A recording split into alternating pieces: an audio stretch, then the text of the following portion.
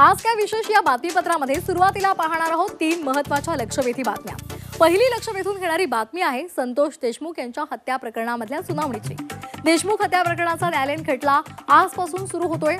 केस न्यायालयामध्ये याची पहिली सुनावणी पार पडणार आहे। कृष्णा आंधळेला फरार घोषित करून उर्वरित 7 आरोपींविरोधात न्यायालय आरोप निश्चित करणार आहे। आरोपींना सुनावणीसाठी व्हीसीद्वारे न्यायालयासमोर हजर केलं जाण्याची शक्यता आहे। तर दुसरी लक्ष वेधून घेणारी बातमी आहे खोक्याच्या जामीन अर्जावरच्या सुनावणीची।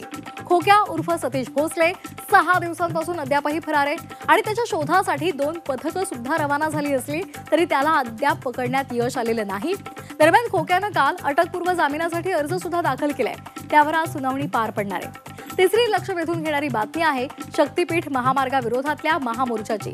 शेतकऱ्यांना देशोधडीला लावणारा शक्तीपीठ महामार्ग कदापि होऊ देणार नाही अशी ठाम भूमिका घेत एल्गार पुकारत आज शेतकऱ्यांनी महामोर्चा काढलेला आहे आणि हा महामोर्चा आझाद मैदानात धडकलेला आहे।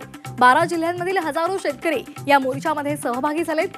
विशेष म्हणजे या महामोर्चाचे पडसाद अधिवेशनामध्ये सुद्धा उमटण्याची शक्यता आहे।